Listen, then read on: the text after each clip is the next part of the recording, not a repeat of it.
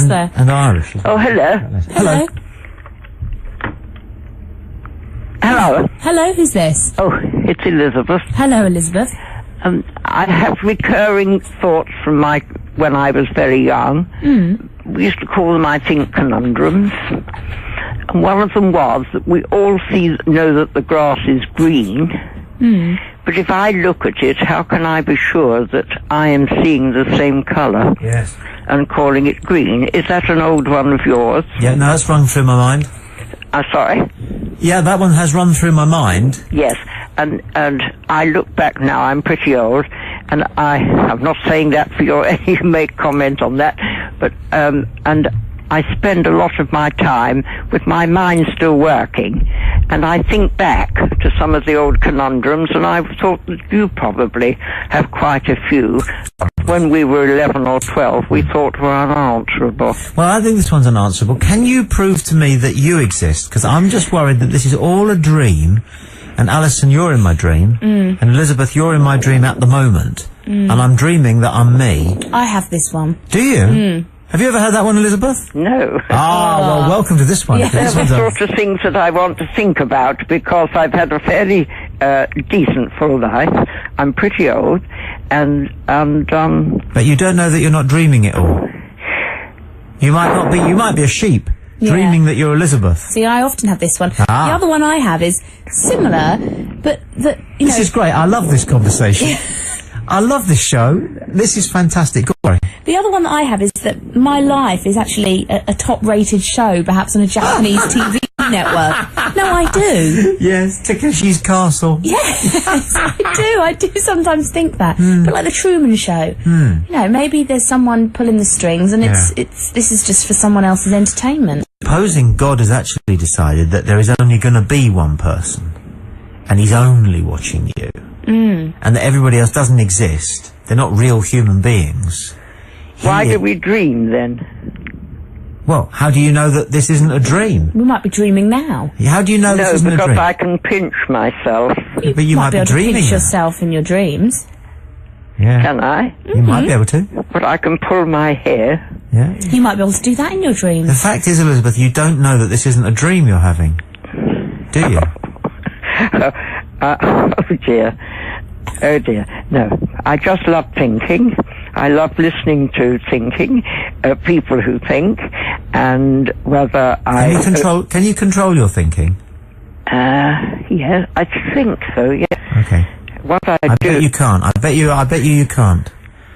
I don't think anybody can. No, we can't. Our brain is completely, and I use the term in the literal sense as it is defined in the dictionary, our thinking is literally spastic.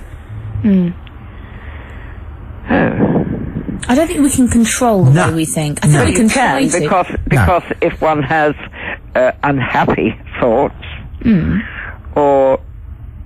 I mean, if you have a fairly disciplined mind, surely you can switch from unhappy thoughts or strain. I don't think you can, though. I think you're fooling yourself if you think you can. I think people try to. I know what you're saying. So if you're feeling sad and you have that kind of mindset where you think, right, pull yourself together, Ferns, you're not going to be sad today, you're going to be happy. Deep down, you are still sad. You're just playing at being happy. No. Yeah, but you expect a variety of... It can't all be smooth sailing. Exactly, but the thing is, if you, in your mind, if you are thinking sad thoughts, you can't eradicate them all. No matter how much you try, you can't eradicate them. They will still be there. You can try and act happy and push the sad thoughts to the back of your head. You can try and sort of really try and push them back and forget about them, but they're still there. You can't control your mind in that way. You can't control the way you think in that way. But do you not think that if one is unhappy inside... that person has a difficulty in being happy. Yeah. You think not cruel people and people who do dreadful things are just unhappy inside? Don't know about that. Yes? I don't know about that. Well, I shall listen to you some more. I'm really quite past it, you know, to carry on but I do love to think. Good. Thank you for your call. Thank you. Yep. Yep. you can control the mind. I think that it's virtually impossible if you've got a good, agile mind to really control it. I've met people who are pretty good at it, and I know a lot of top sports people now employ people. There's a good one in Brighton area, actually, a guy called Pete Cohen, who will help you think the way you want to think, but not control the thought process. Merely help you think positively about important things. But the thought process, the way in which one thought leads to another, which often fascinates me. And I think we've talked about this before, but you can find yourself, you walk into a room and you can't remember why. You have to go back through the various thought processes. So you say, okay, so I was in the kitchen. What was I doing? Yeah. Oh, yes, I was getting the scissors out, and I remembered that the needle that I'd sewn my trousers up with the night before is still... yeah, I came for the needle.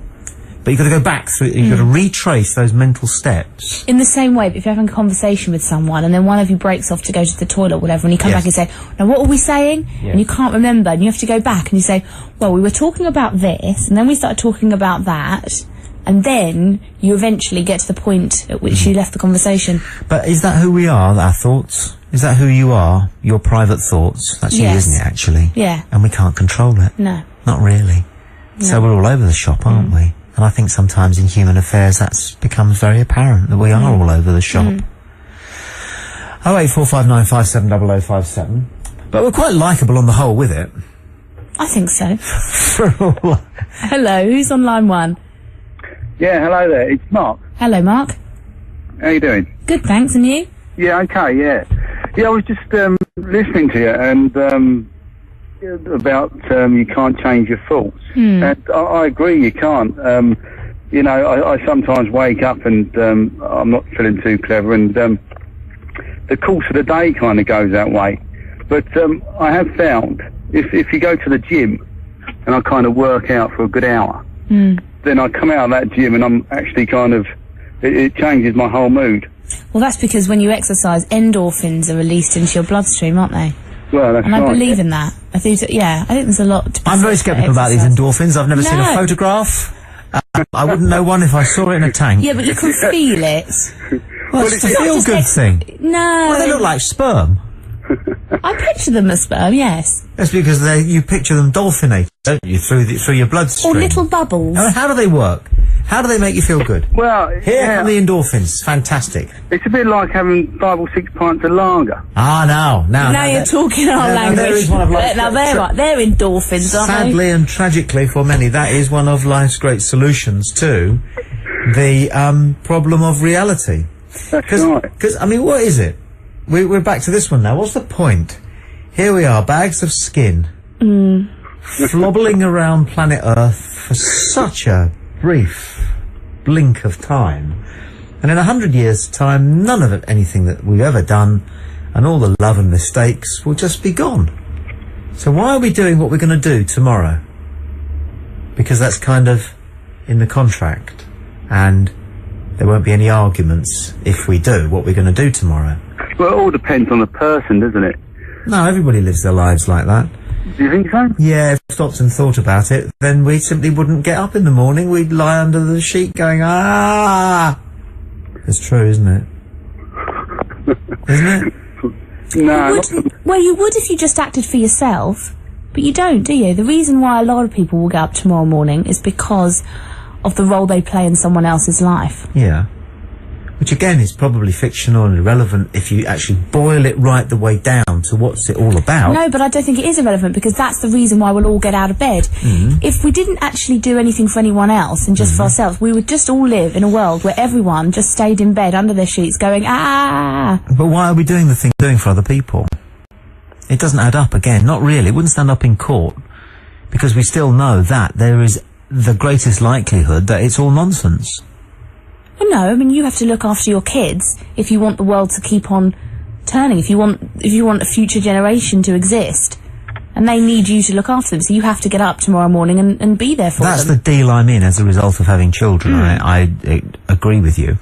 But nothing of any difference for the good is going to happen because I become a halfway decent father. I think you're wrong. Yeah, I'm starting to see what you're trying to get over, Tommy. Well, there is a sort of nothingness about it all, isn't there? I mean, I know this is nihilism gone mad, but I am something of a... I understand the whole notion of this thing, the jejune. It's possible that there's just no point. It's possible that we are a tiny speck of dust in an unimaginably large and uninhabited universe, whose beginning and his ending is beyond us, but is much vaster than the tiny little of time that we've got here. That's just, and we all know, quietly in the back of our minds, which are frantically racing out of control, we all know in the back of our minds that this is a very likely possibility. Yeah. And yet we'll go on acting logically and sanely the following day, which is testament to something, and quite magnificent in some ways, but I sometimes feel like giving myself time off and responding to the voices that say, why? Why not just lie there? Or do what you really want to do tomorrow? But I don't know what that is. If life is meaningless, then I don't know what I want to do tomorrow. So the possibility that there is some order about it all will drive me to do the things that I will do tomorrow, which are the same things that everybody will do, which is be a normal human being. But inside, I'm still going, why? Which is what we all do, especially when we're alone. But we don't like to think about it for too long, do we? No, not a good idea. Not a good idea, is it, mate? No. Anyway, how much time are you spending down the gym at the minute, then? Well, I'm not. Oh, right. But I used to a couple of years ago, but it bored me senseless. Down the gym? Yeah. Gyms are boring, aren't they? No, they're fantastic. They're not. They're dull. Oh, God. No, they are dull. No, they are. Yeah. You people, Allison Ferns, you can sit and watch endless soaps and cheesy television light entertainment vehicles. You're telling me that being down the gym and pumping it and working on it and the music and the bodies and the sauna and everything is boring? I find it dull. Oh, bless. The sauna I like. Eh? I like the sauna bit. Why is that? I just quite like that bit. Why? And I like the jacuzzi bit. Why is It's that? okay if What, you've the bit got where the you just sit there? That bit of But being in just the sort gym of you like, sitting on pounding away on the treadmill is not very exciting, is it? Oh, well, I think it's all right. Well, unless you've got a nice looking figure in front of you to look at while you're doing it. That is part of it, isn't it? The gym. Well, I went to the first gym I ever went to was in Brighton, and it was a male-only gym, and it was dreadful because it was full of grunters. Oh. You know the guys I mean? The guys who got 280 pounds on the bench press, and they're giving it this, Oh. you know? Yeah. And I walked past one of the grunters one day, and it was quite funny because he was a huge bloke. He was very menacing looking. And as I went past him, I sort of almost knocked into him, and men don't touch in gyms, God. But I sort of brushed him, so I went, sorry. And he turned and looked at me, and he went, that's all right. In this tiny little, tiny voice, which took the curse off it a little bit for me, but no, I prefer mixed gyms, of course. And I have been in a mixed sauna once in a gym by accident, and that was quite interesting too. For obvious reasons. I didn't know it was mixed. What, naked sauna? Yes. Yes. What sort of places do you frequent? No, this was only once, in Luton. I've got the address. In Luton? In Luton. In Luton. The men and the women went into separate changing rooms to change, Yeah. but then there was only one communal sauna. I've never been naked in a sauna. Oh, no, you don't wear a towel. I do. Oh, why? Oh, a swimming costume. Why? I don't go naked in a sauna. Why? No. I've never been in a sauna where other people But were the naked. point of being in a sauna is to get that dry, hot air to your skin. Do you wear a hat? No. Why not? Because there's parts of your body you don't want anybody to see. No, I've never been in a sauna where other people were naked, where it was the dumb thing to be naked. Michael, we're all buck naked in the sauna, aren't we, men? Oh, no, not for me. Do you wear shorts? Yeah. Oh, gross. Tommy, I don't know where you've been going to, right? But I'm telling you now, your normal gym on the high street, you do not go naked in the sauna, do you? No, of course you do. No, you don't. It's like swimming with a shirt on. It's ridiculous. I like the idea of going naked in the sauna, but I wouldn't have the nerve. I can't believe this. No. I mean, I'm built like a pencil. You know. Why would you feel like a pencil? Feels like a pencil, he says. I think that you'd feel like a pencil. How bizarre. No, I'm built like You're a pencil. built like a pencil. Yeah, I In mean... what way? I'm scared to Well, I'm skinny. Yes. Skinny, right. Yeah, I mean, if I had a body to show off, I wouldn't mind sitting next to other people. I see what you're Naked. saying. Okay, fair enough. Yeah. Yeah. So when you go in a sauna, how clothed are you? Well, just a pair of trunks. Right. So Yeah. people can, and therefore people don't realise that you're built like a pencil because you've got boxers on. That doesn't work, does it? Well, come on, I'm talking the whole body. Mm. Yeah, But you're saying that it's your build that you're embarrassed about. Yeah, And yet you yeah. only cover up your midriff area. Well, yeah, I see your point, but I mean, What you can't. are you? I mean, let's be honest. What you're actually worried about is somebody else seeing your bits. Well, That's what you're telling us. well, yeah. That's the yeah. facts of the matter. I mean, it's your private parts. You meet some unsavoury characters in saunas. No, you know? you don't. No, you're making that up. You've never met an unsavoury character in a sauna. Well, it's funny you say that. I did once, There was a couple of old boys that I was sharing a sauna with, and where did the conversation go? But it went on to I forget how it went now. But one of these old boys was kind of getting a little bit personal with me, and well, yeah, I can't remember how it went now. But You sure, or are you just perhaps a little bit raw on that one, a little bit oversensitive, maybe? well, yeah, maybe, I don't know, but no, I don't know at the But you time. felt uncomfortable. I did, yeah. I was just about to say that. And I think sometimes you might get kind of you get to see the kind of life in certain saunas, maybe. Maybe I'm going down the wrong road here, but No. what do you think? Well, thank you for your call. That's the first thing. I do appreciate that and bringing up the business. I think is it called body imaging, this? You know about this. You're a journalist, Alison. Is it body imaging? Our self-image. Oh, a self-image, yeah. And how most of us think that we are a lot more funny-looking than we actually are. And that we think that everybody's going to look at us and think that we're funny-looking. And that is... I don't think that's something I've ever suffered from myself. I probably should have done, because I'm just as funny-looking as everybody else, but I've never suffered from that. Well, you're very lucky. Do you go swimming naked? I have done. It's fantastic, but I don't know why. What, in a communal pool? With other people? It was in a communal pool. There was only one other person. Oh, well, that doesn't count. What are you implying? Just What saying. are you implying? No, I don't go swimming in a public pool, No. because there's men, women and children there. No, but you do, the kind of gyms you go to where you can go naked in the sauna, I wasn't sure whether you could also go naked in the pool. Look, when you're changing, to go into a gymnasium, you have to take everything off, right? You're in a bloke's changing room in a gym. You take off your shirt, you take off your shoes, your socks, your trousers, right? You take off your Y-fronts because you're going to put a jockstrap on if you're going to work out. So you're buck naked for 30 seconds whilst that is happening in the gym. Now, nobody kind of puts a towel round themselves in the male changing room in a gym so that nobody can see their bits. Well, this is all new for me. We just get I on wasn't and aware change of into that. it. And then what Michael was saying is that having allowed anybody who wanted to see us and nobody's looking but naked, then we wrap a towel round ourselves, Alison, or put a swimming costume on, Alison, and go and have a sauna. I don't get that. Are women then frightened of other women seeing their completely. so-called intimate parts? Completely. Oh, not about intimate parts, no. But you're not wearing a swimming Wobbly costume. bits. No, this doesn't work. You don't know yourself. You are covering up your intimate parts. I don't think it's about intimate parts. It has to be. I think you would need to have a lot of body confidence, a lot of confidence in your own body image to want to wander around naked in front of other women, yeah. So women are going to make judgment about whether you've got an hourglass figure and whether your boobs are the right It's shape. not even about other people making judgments, it's just about you feeling comfortable. Hello, who's on line 1? Hello. Change the Hello. Hi. I've been lying here sitting listening to you, and I've got 2 comments. One, hang on, I just turned off the radio. It was you. I thought it was you. Thank you. Sorry.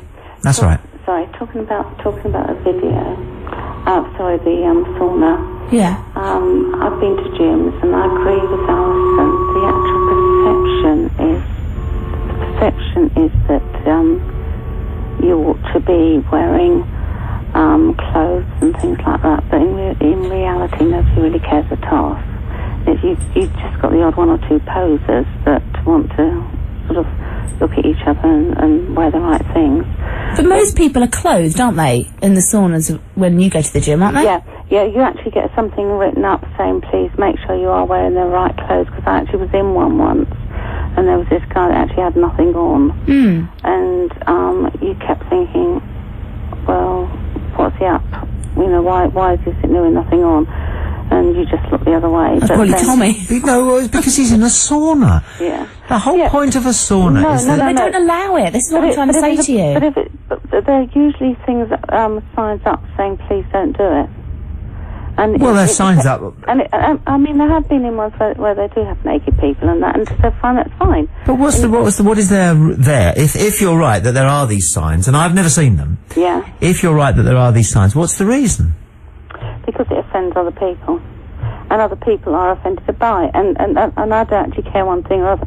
But the main reason I phoned up was about, you know, you were talking about our place on the planet and where we are and whatever.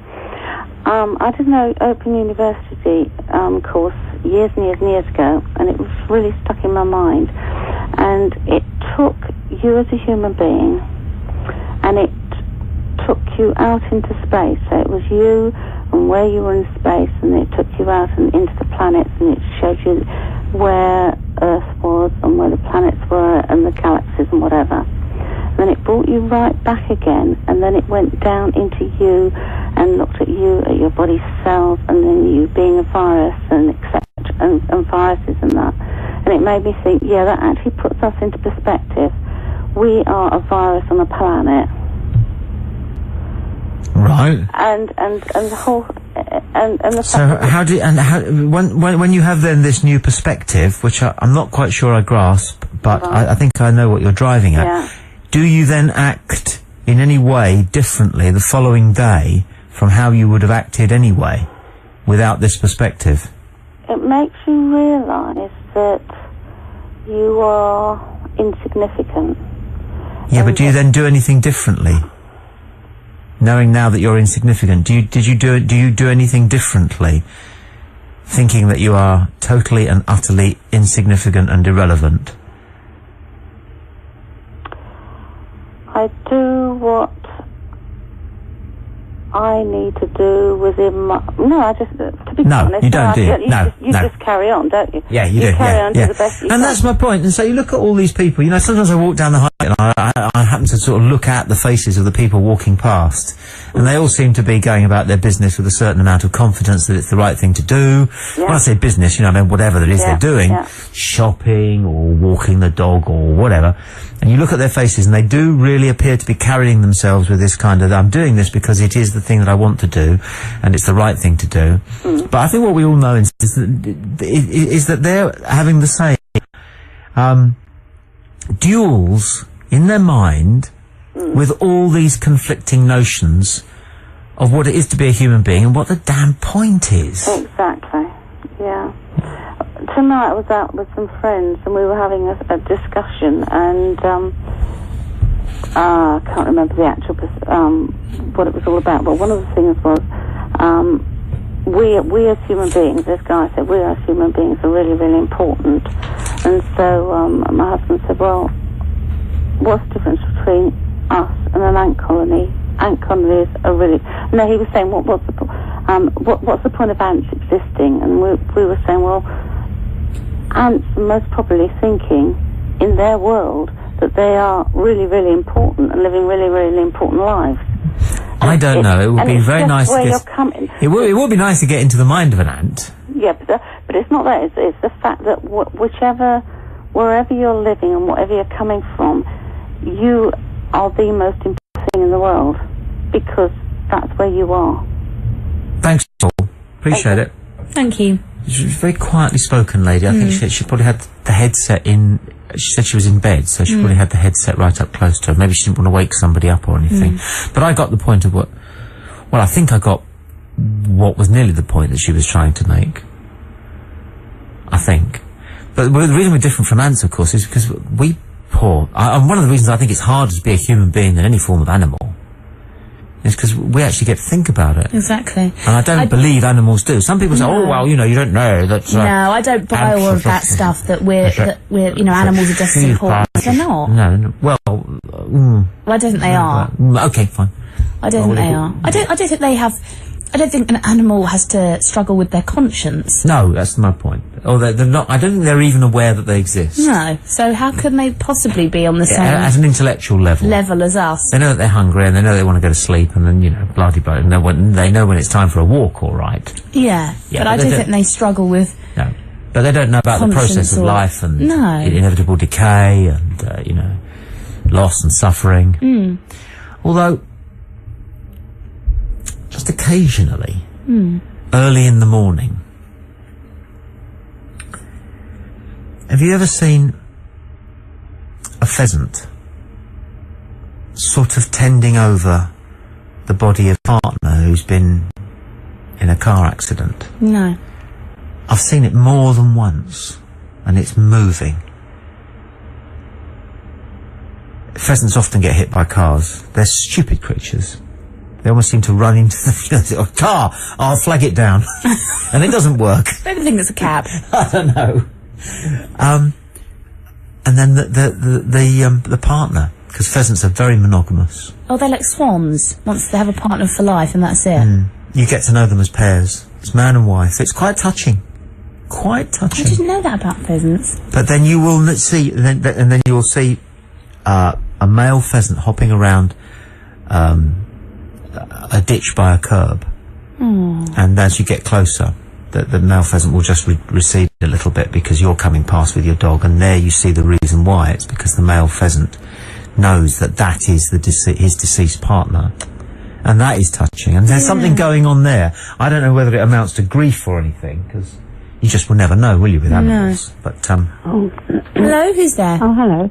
Don't you think everything in life is more of a habit? Aren't we brought up from that being everything goes in a habit? Like, we're fed morning, lunchtime, evening, and that goes on until you get older. You go to school, you come home, you go to work, you do the same things. And if you have a night out anyway, you feel terrible the next day because you've either had a late night or it's put you out of your running of life. Don't you think this happens?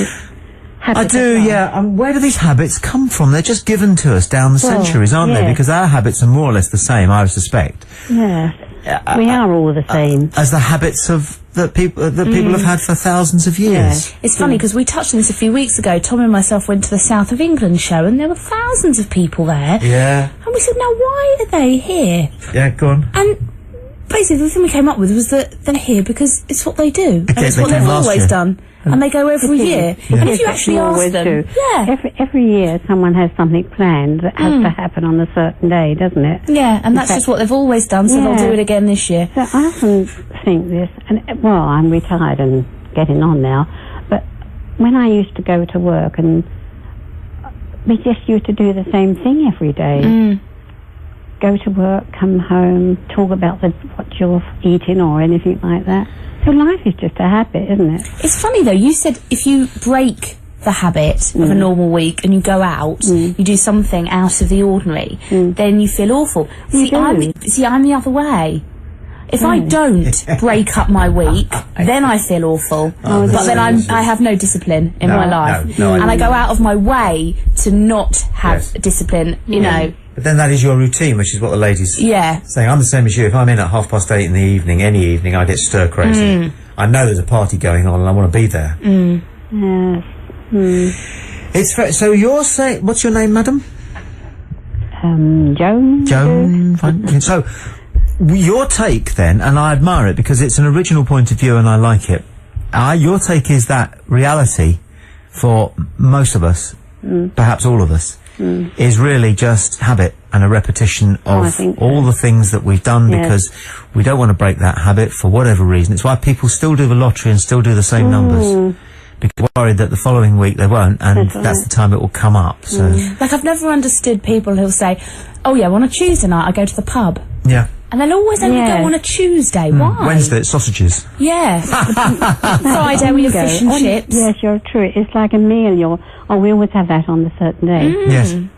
Isn't that a dull way to live, actually, when you think about it? Dreadful. I think it is a waste of a human existence. Yes, and my daughter sent me a poem once. Oh. And it said, in every heart there is a lingering thought of childhood. And I thought that was rather nice. Don't you think that's a rather nice one? Yeah, I do. Because we all think back to our childhood, don't we? Also, don't you think it's important for everybody to be childish from time to time? Yeah, I never understand when people use that as an insult towards an adult, and they say something like, "Oh, they've got to grow up. They're so childish." Good. I know. I think we should all do with being a bit childish sometimes. Childlike. Forget who you are and do something different, isn't it? Exactly. Or just do something because you just fancy doing it. But, you see, here we are talking these fine words now, but we are going to continue with this show, to do this show in the way that we habitually do it. Well, let's not then. Let's do something different. I think you are different to when you first started. Oh, do you? In what way? You're nicer to talk to. No, I don't buy this. Yes, you are. No, I don't buy this. Shall I tell you what the truth is? The truth is that your perception has changed of us because you've found out more about us and become more intimate with who we are. And I have noticed, though, it's you can approach. And also because fewer people are ringing up and being vile. Oh yes, that's true. And I mean, well, I'm not gonna take any rubbish from people who just want to say things like "get off," "you're not the usual bloke." I mean, their only objection to me during the first few weeks that I was doing this show, their only objection was that I wasn't the usual bloke.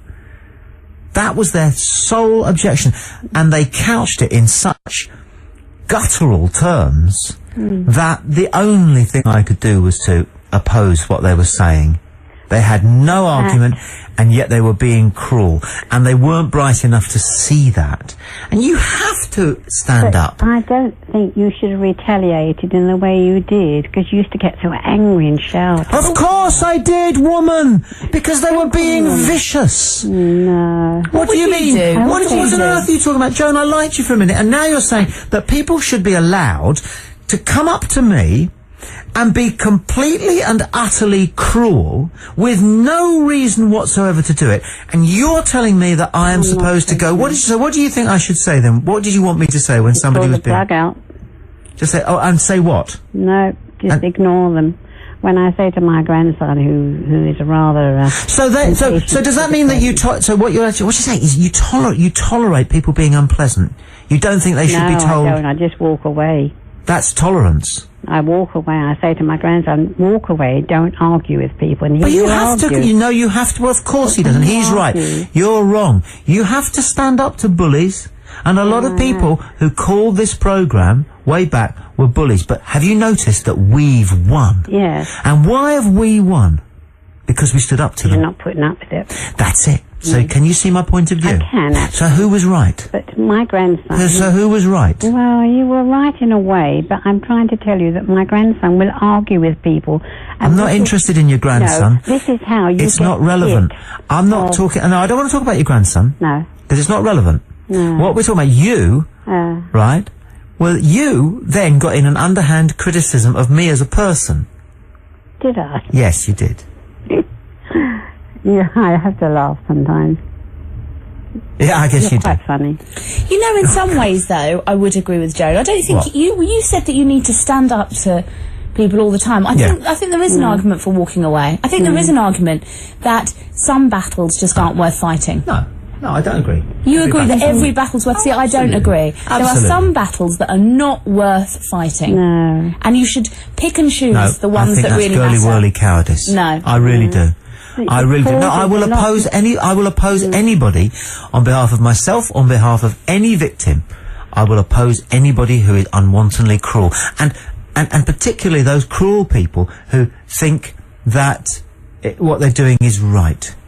when it's wrong. Can't see that they're being unpleasant. Can't see that they're being irrational. Can't see that they're causing pain in anybody or hurt in anybody. Yeah, but hang on, I'm not saying if someone's, you know, cruel that you should let them away with it. Yeah. I'm just saying there are other battles, aren't there, where people aren't being cruel, but that, you know, they're not, I don't know, that they're making, they're stating an opinion that they're not really backing up or whatever. I just don't think you should confront everything. I don't think that you need to have a battle over everything. No, I think people, you know, I think people will cross you and people will do things that annoy you. Absolutely, of course.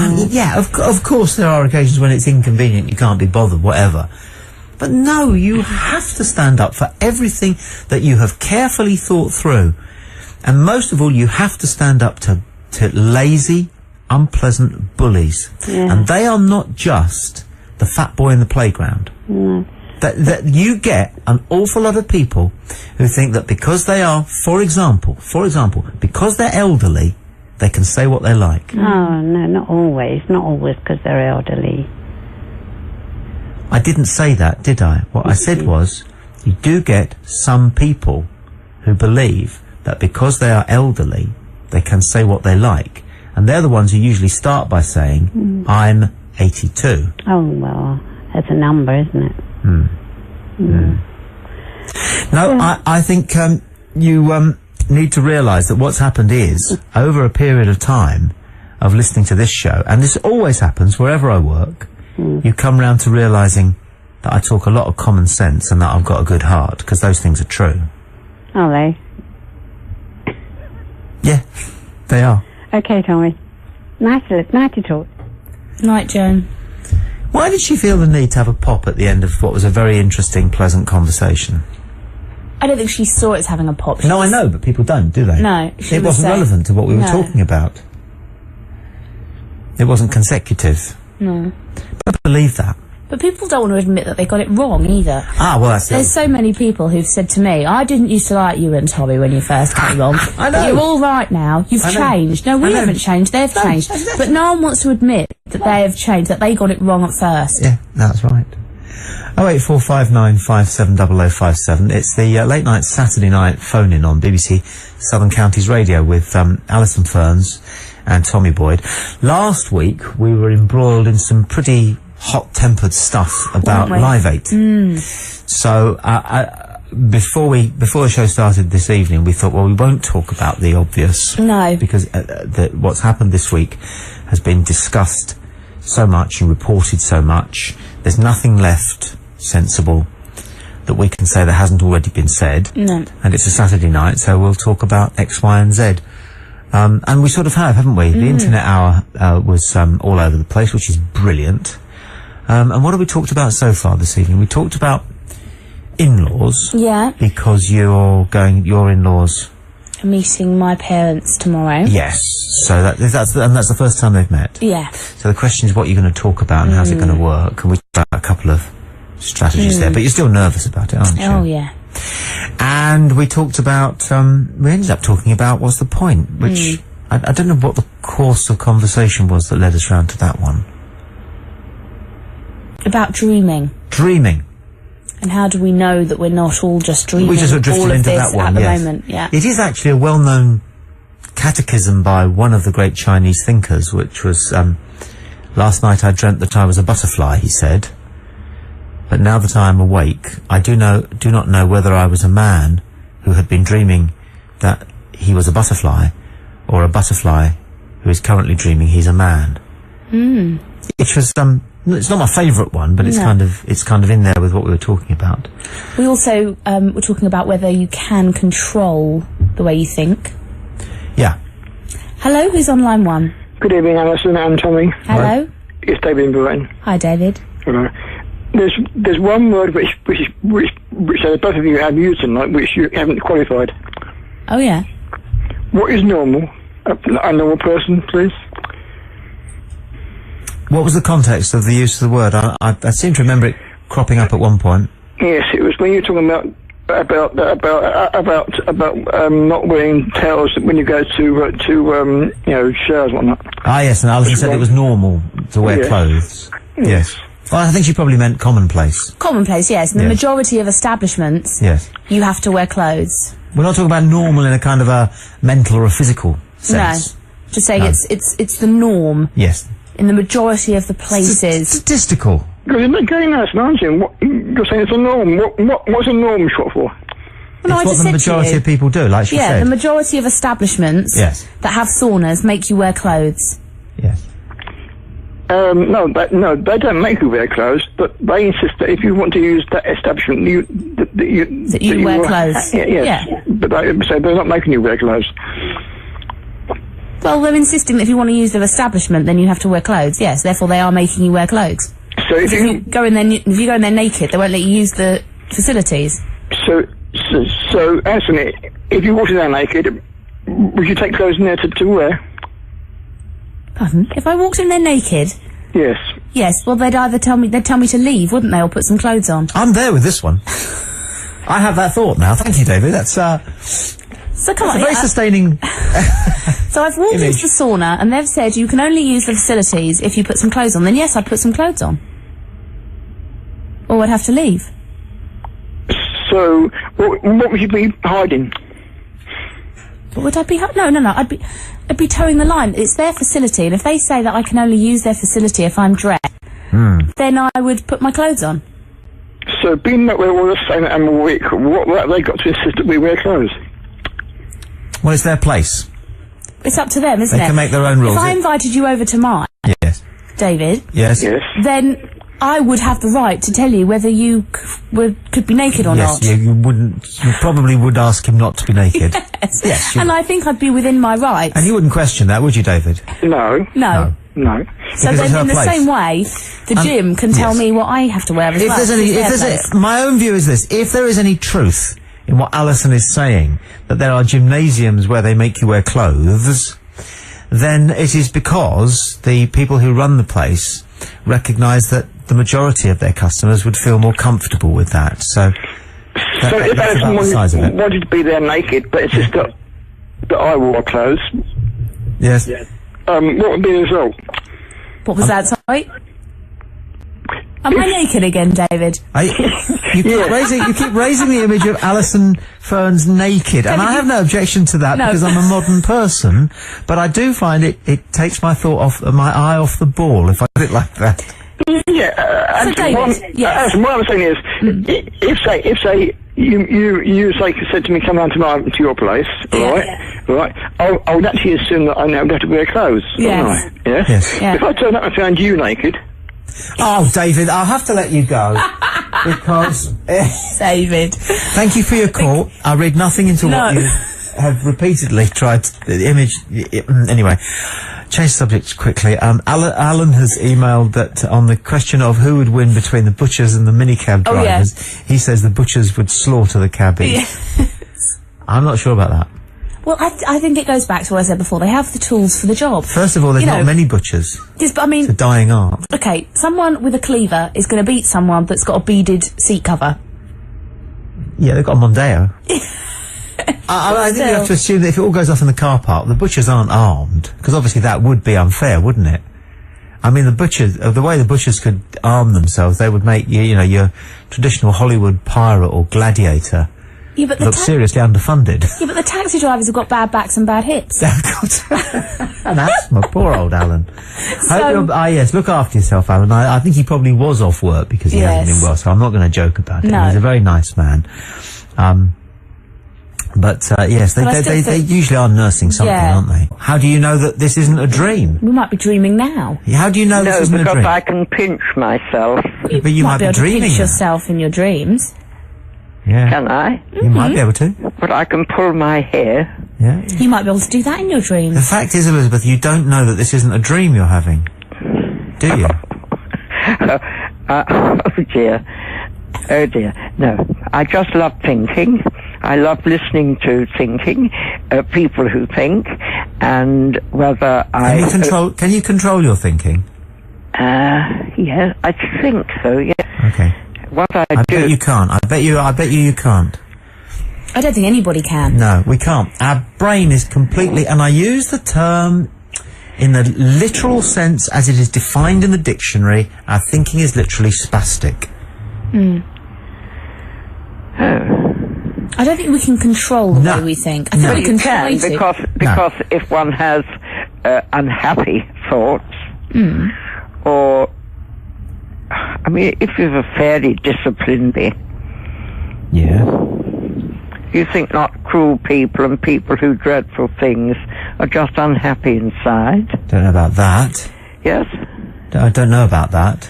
Well, I shall listen to you some more. I'm really quite past it, you know, to carry on but I do love to think. Good. Thank you for your call. Thank you. Yep. I think you can control the mind. I think that it's virtually impossible if you've got a good, agile mind to really control it. I've met people who are pretty good at it, and I know a lot of top sports people now employ people. There's a good one in Brighton area, actually, a guy called Pete Cohen, who will help you think the way you want to think, but not control the thought process. Merely help you think positively about important things. But the thought process, the way in which one thought leads to another, which often fascinates me. And I think we've talked about this before, but you know, you can find yourself, you walk into a room, and Elizabeth, you're in my dream at the moment, and I'm dreaming that I'm me. I have this one. Do you? Have you ever heard that one, Elizabeth? No. Well, welcome to this one. Yeah. They're the sort of things that I want to think about, because I've had a fairly decent full life. I'm pretty old, and But you don't know that you're not dreaming it all. You might be a sheep. Dreaming that you're Elizabeth. See, I often have this one. The other one I have is similar, but This is great. I love this conversation.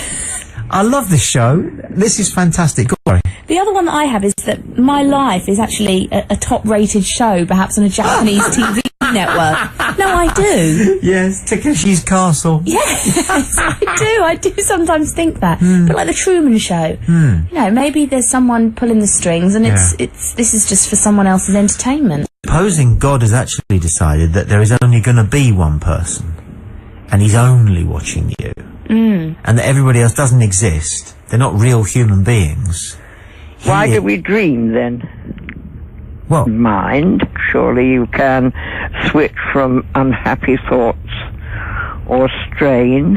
I don't think you can, though. I think you're fooling yourself if you think you can. I think people try to. I know what you're saying. So if you're feeling sad and you have that kind of mindset where you think, right, pull yourself together, Ferns, you're not going to be sad today, you're going to be happy. Deep down, you are still sad. You're just playing at being happy. no. Yeah, but you expect a variety of...